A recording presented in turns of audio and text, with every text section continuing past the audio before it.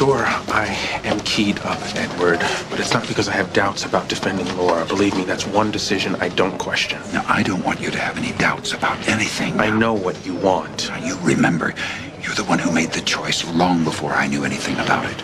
I am only here confirming your own best thinking. Well, you're right. I have no one to blame but myself. Oh? How about Damian Smith? What earthly use would there be for you to throw away your own good name, your brilliant political future, and your grandmother's dream for what? For nothing more than the truth. Dumb idea, I know. Now you listen to me. You tried to stop Damian Smith from burning down Ward House, and then you tried to save his life by dragging him out of the fire. Look, you don't have to keep reminding me of what a big hero I am, okay, Edward? Just don't. I might have been able to live with myself if no one had been arrested. But now it's a whole new ballgame, and I'm telling you right now, if I don't see things going Laura's way, I'm turning myself in. Hi. Wow, I didn't think that you weren't going to be able to make it. Nothing would make me miss your opening statement. I'm going to be sitting right there, sending you good vibrations. Well, that's good, because I need all the help I can get. All rise. You're on, pal.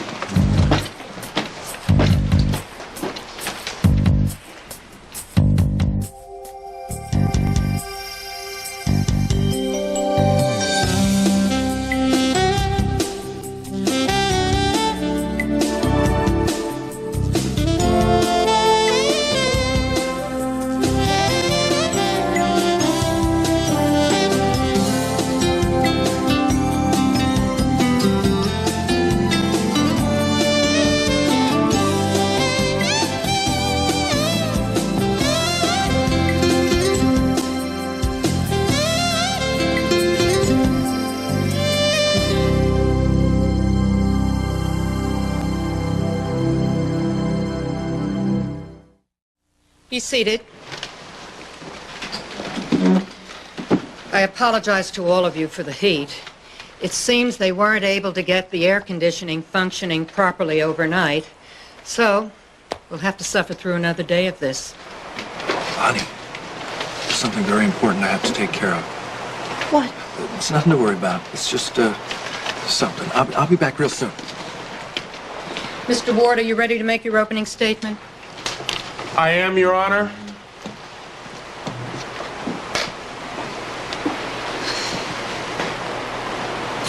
Ladies and gentlemen of the jury, I would like to read for you the definition of circumstantial evidence. Indirect evidence, secondary facts by which a principal fact may be rationally inferred. Well, prosecution's version of events doesn't sound very rational to me. And if ever there was a case in which evidence could be classified as indirect and secondary, this is it. Now, Miss Jensen is going to parade witnesses in front of you, witnesses with stories about the Spencers' past history. And these stories are supposed to convince you that Laura Spencer would risk everything that she holds dear in this life, including her freedom, to murder a man she had no real motive to kill. Oh, the state will look for motive under every rock and a pattern of guilt in a random collection of circumstances. But if you were waiting for one solid piece of proof against Laura Spencer, you're waiting in vain. Because in fact, the prosecution doesn't have one substantial witness. They don't have one piece of forensic evidence decisively connecting Laura Spencer with this crime. This trial is a waste of time. It's a waste of your time. It's a waste of the taxpayers' money.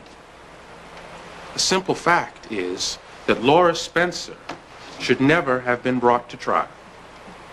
Did you run a check on that Spud Harper? Yeah, but before we get into that, there's something we gotta straighten out. Well, that's great, but I'm in kind of a time crunch right now, Bubba. Well, then I will be short and sweet. Friendship aside, Luke, there's only so many favors that I can pull off for you. Damn it. Scorpio. Yeah, hold on. Listen, this is important, but I'll get off fast. Yes. Didn't they start? Yeah, I've got business out here with the new police commissioner. Am I the only person on the planet who doesn't walk around with a cell phone in their pocket? Probably. I thought you were going to show as needed. I couldn't stay away. I've been worried about you. Hey, I'm not on trial. Yeah, but I'm afraid you're going to get so frustrated you'll take matters into your own hands. Barbara Jean, everything's going to be fine. Go on in there, sit behind Laura, and tell her everything's going to be fine. I'll be in a few minutes. Yeah. Okay. Hey, what about Harper? Yeah, Harper, right. Well, according to his rap sheet, he had 2 or 3 priors for second-degree gambling. Nothing much. Well, thanks for the address, pal. Luke! Counsel for the prosecution painted a very dramatic portrait of a woman driven into a desperate corner. It was very effective. A woman driven by hatred who could find no other way out of her predicament except murder. Ooh, good stuff. But, ladies and gentlemen, when you remove the drama, or perhaps melodrama is more apt a word, and you take Ms. Jensen's patchwork suppositions one by one and examine them very closely, her case falls apart. For example, she asks you to make a huge leap when she connects the very old baggage of the Spencers' relationship with Frank Smith to the entirely different problem of his son. The Spencers were victims of Frank Smith's persecution. When they left Port Charles, they were in fear for their lives. They weren't outlaws.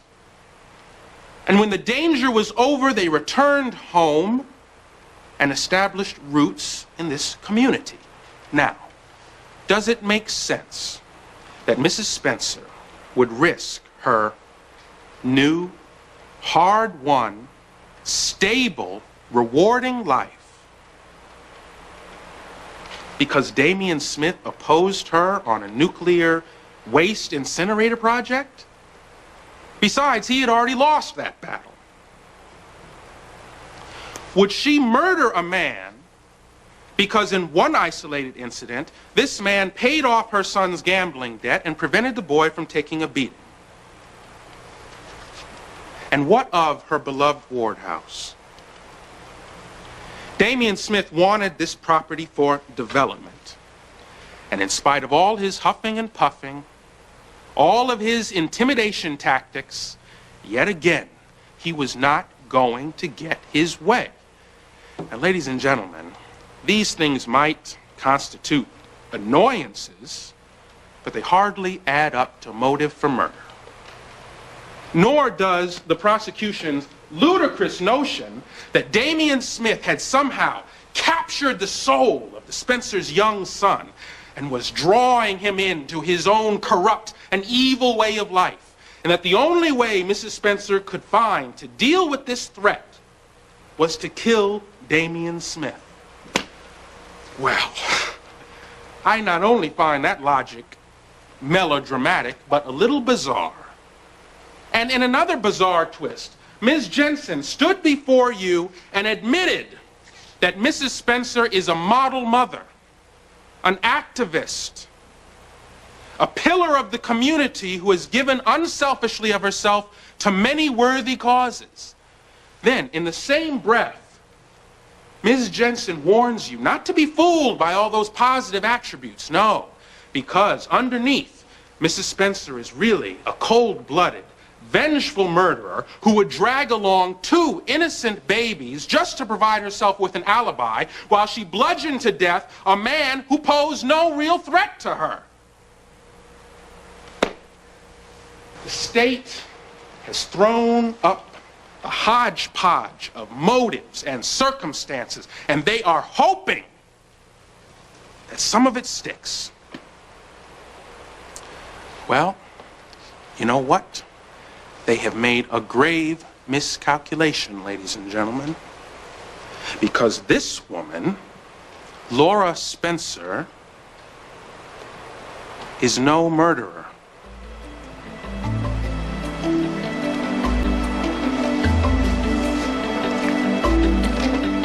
Justice is a rare form. I know. Tommy is terribly impressed. Since Justice has been in the news, he's been glued to the TV set.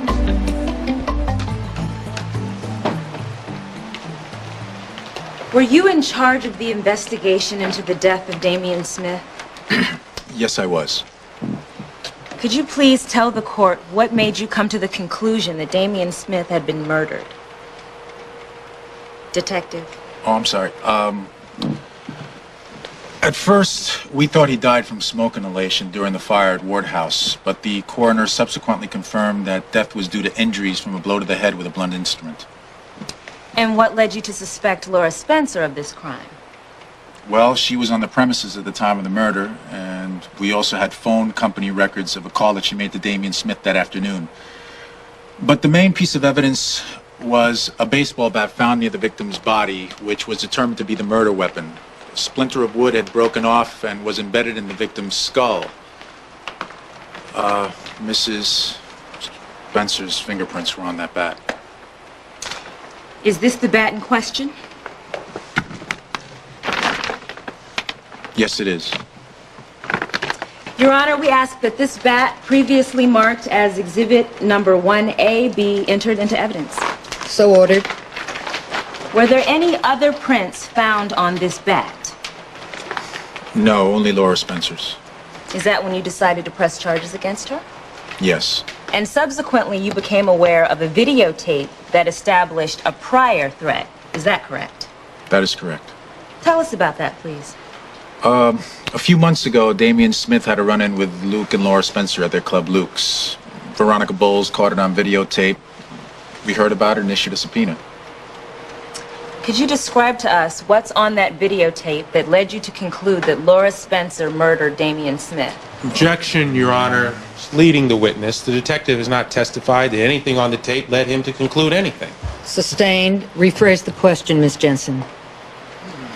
Detective, did Laura Spencer threaten Damian Smith on the videotape? Yes, she did. Describe that threat to the jury, please. Mr. Smith taunted Mrs. Spencer about being a bad mother because she didn't know her son had been gambling. So she grabbed a baseball bat and was about to clobber him when her husband stepped in. Objection, Your Honor. Detective has no way of knowing what the defendant was about to do, only what she did.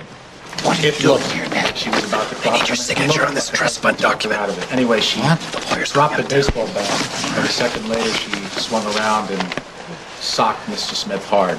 This trial certainly has you on the edge of your seat. One moment, please. When did you become so invested in Laura Spencer? I have no further questions. Thank you. Your witness, Mr. Ward. Thank you, Your Honor. I'll be brief. Detective Garcia, did you interrogate Lucky Spencer about his involvement in Damian Smith's murder? Sir, I certainly would not call it an interrogation. Oh, really? Well, what would you call it? I wouldn't call it anything. Well, whatever it was, did it take place in the interrogation room downtown at police headquarters? Yes, but And at that time, did you question the minor about whether or not he murdered Damian Smith? not in the way you're implying. Yes or no, detective? Yes, sir, but again... And at that time, did you have the permission of the Spencers to interrogate their son?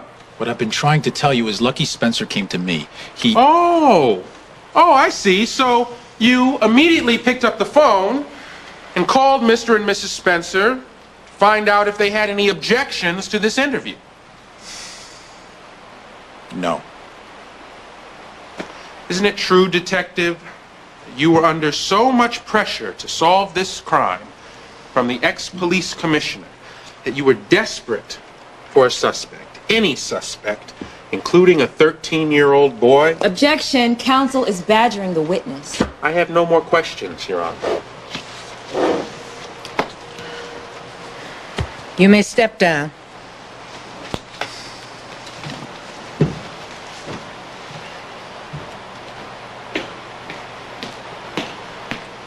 You may call your next witness. At this time, I would like to call Dr. Simone Hardy to the stand. What is this? Was that an objection? Yes, Your Honor, it most certainly was.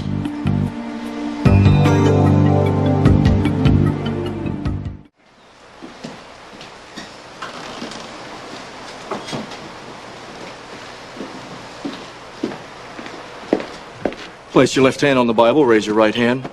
Do you swear to tell the truth, the whole truth, and nothing but the truth, so help you God? Yes, I do. State your name for the record. Dr. Simone Hardy.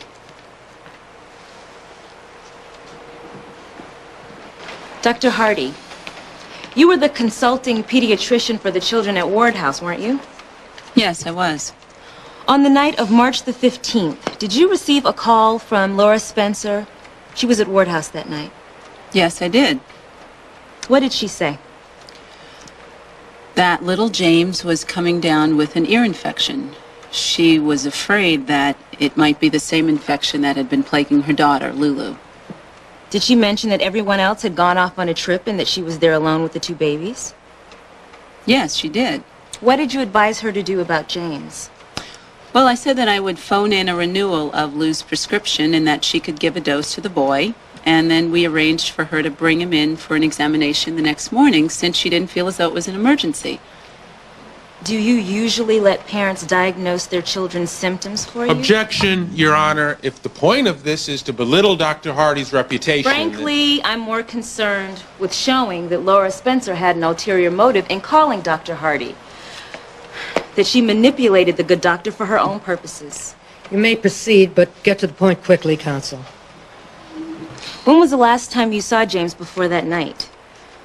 The day before, I gave him a routine checkup. Did he have an ear infection? Not that I saw, but babies... Just answer the question, please.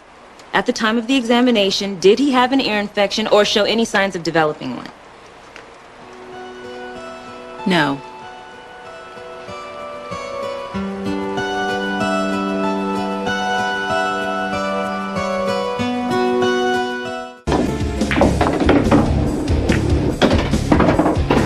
Nice shot. Thanks. You, looking for a game? Nah, you're too good for me. I'm looking for a guy named Harper. His landlady said he hangs out here. Is that you? No, it's not. What do you want with this guy, Harper? Well, I've got something I think he'll be interested in. Tell him to get a hold of Luke Spencer at Luke's. That place over on Prospect Avenue. That's the one. Yeah. Well, I don't know when I might see him again, you know, but if I do, I'll pass the word along. All right, thanks. Don't force it now. Stroke the stick, let the cue do the work for you. See you around.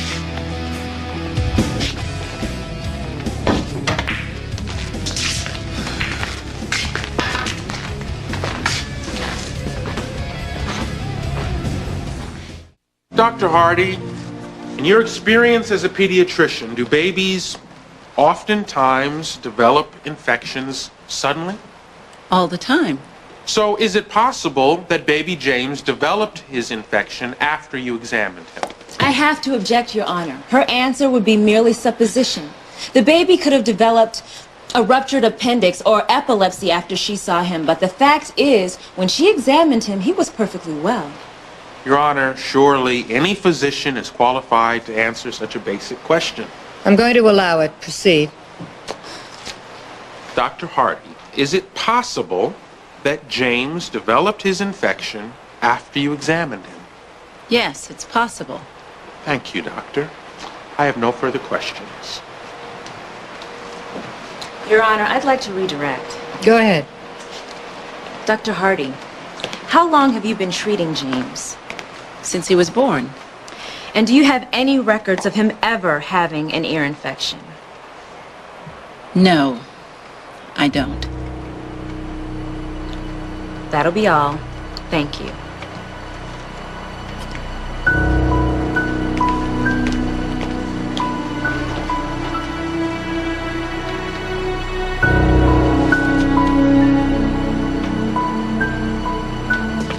Hey, how'd it go? Did you find your man? I'm getting close. I didn't appreciate the little stunt you pulled earlier, tearing off the address.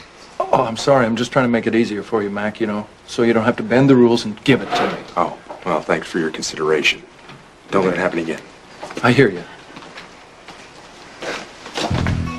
Here you are. Yeah, how's it going? Well, I think you'd better get yourself back in the courtroom. It's been a day full of surprises.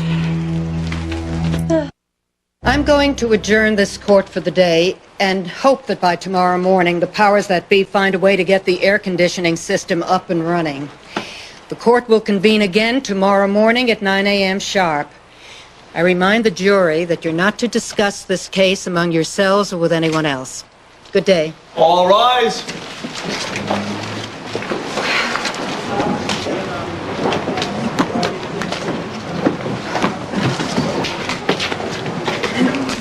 I'm enjoying this workout. I hope you are too.